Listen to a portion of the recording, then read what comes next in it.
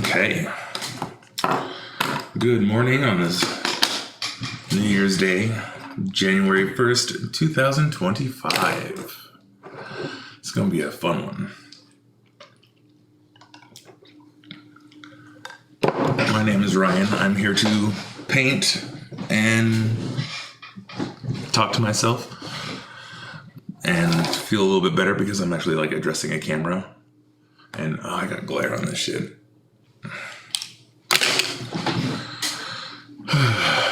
So hope you all had a good New Year's Eve.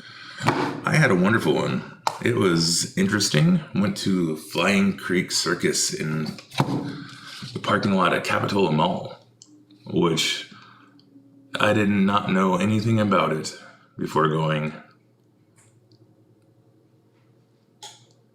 It was a treat. I mean, seeing somebody smash a cinder block with a sledgehammer hanging from the genitalia was not on my to-do list. But I'm glad I saw it. Anywho.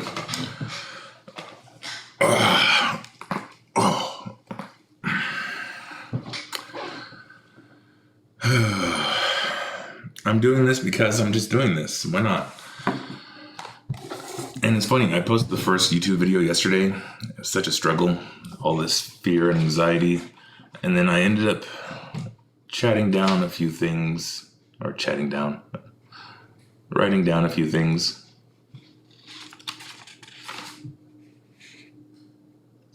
And as it was uploading, let's see, I'm just going to read this unedited. Video finished recording at 11:11, which is pretty funny as I ended up hitting the record button. Same time today. Currently has 13 minutes left, noticing that my body is actually feeling good with the decisions. Like, you know, when you have anxiety and you get that like clench up, the thing in the throat or something in the chest or in the stomach, and it just like makes you want to go like run, curl into a ball and hide. That wasn't there. Yet my brain kept on firing off these thoughts of anxiety, like these like muscle memory, trying to beat myself up and keep me from doing it. Oh, I stopped reading off the page. So let's see.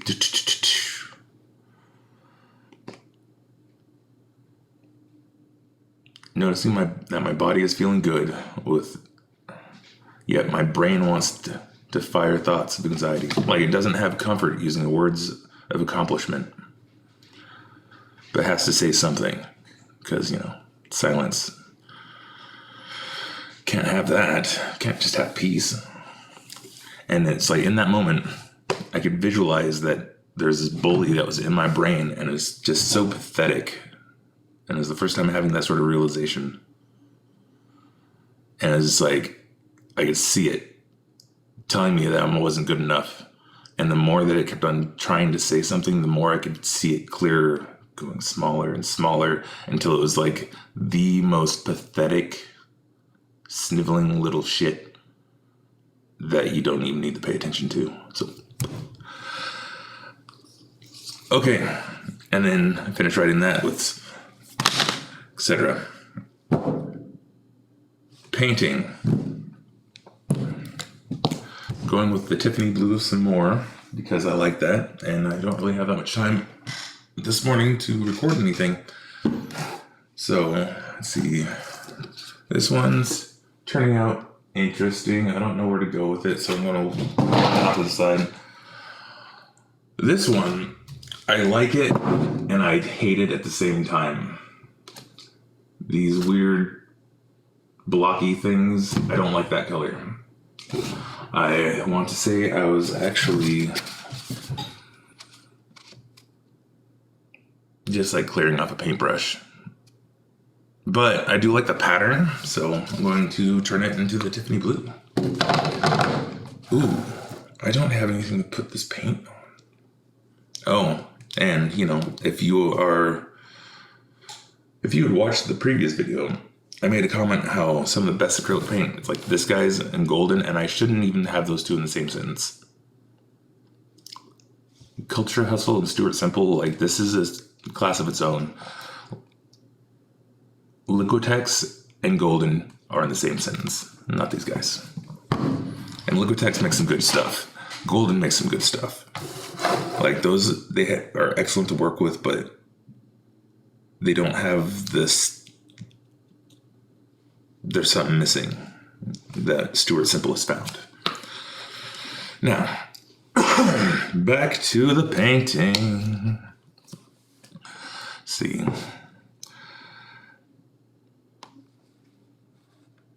So, I mean, if you haven't gathered by now, I'm a big proponent of like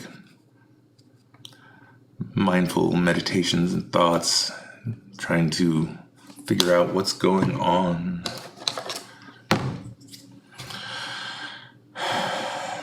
And I had an interesting thought last night. It's something to process for this year, is ditching the material possessions that hold on to trauma that's no longer valid.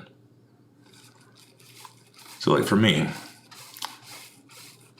I have this gorgeous 64.5 Mustang that I absolutely adore, sitting in my garage, waiting for me to restore it. And the downside is, like, last time I was working on it, a lot of stuff happened. Like, a lot of stuff happened. Not necessarily prepared to go into that detail yet, but, you know, when your world collapses around you while you're working on something that once gave you a lot of joy, and then you have to put it off to the side while processing all the grief and trauma that goes along with dealing with life and traumatic events, etc. And you try to come back to the things that you once enjoyed. Like, that passion's gone.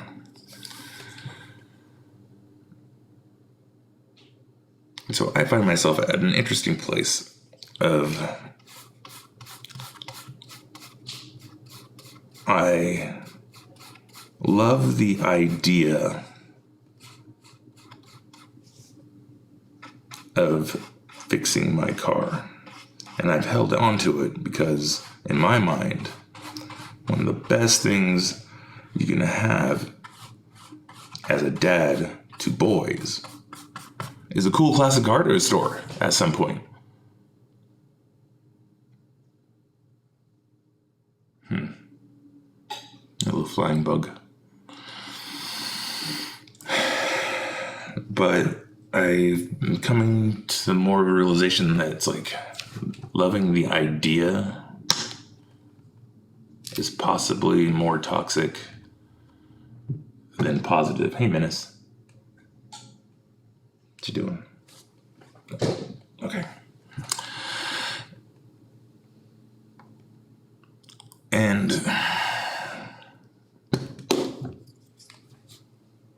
yeah, it's just something I've been thinking about a lot, is like how weird the brain is when it comes to traumatic events.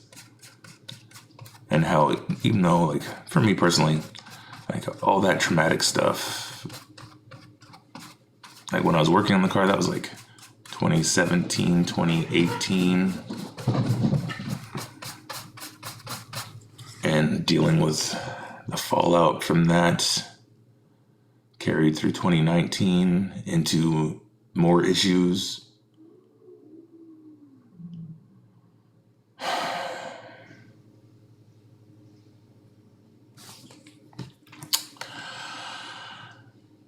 So now it's like, it's 2025. It's been a long time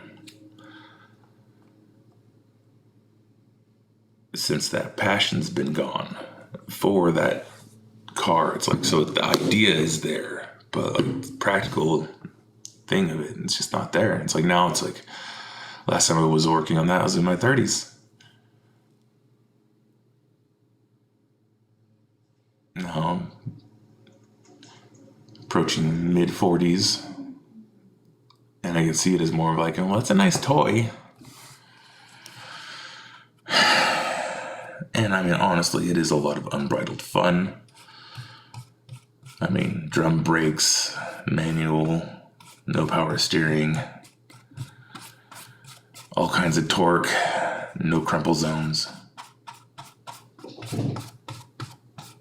It actually relies on you knowing what the fuck you're doing, opposed to all these modern cars that force you to drive it in a certain way. Comment below if you're a similar person as far as having electrical issues because your car won't respond as quickly as you do. It's so annoying. Anyway.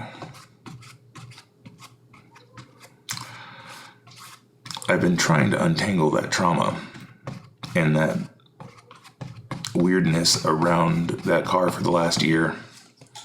Going back and forth with, should I sell it? Starting working on it.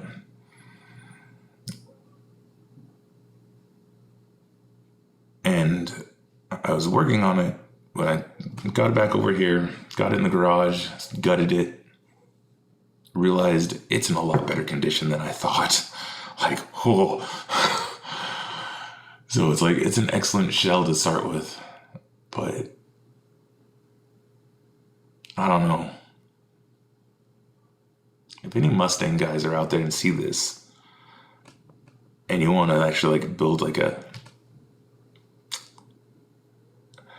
road race, like a stage 3 road race, but looks like a stock Mustang that came off the showroom floor, hit me up. I will totally sell it to somebody who's willing to do something like that. Like, unequivocally, just hit me up. Uh-oh. Oh, I've got to go. Let's see. Hold on.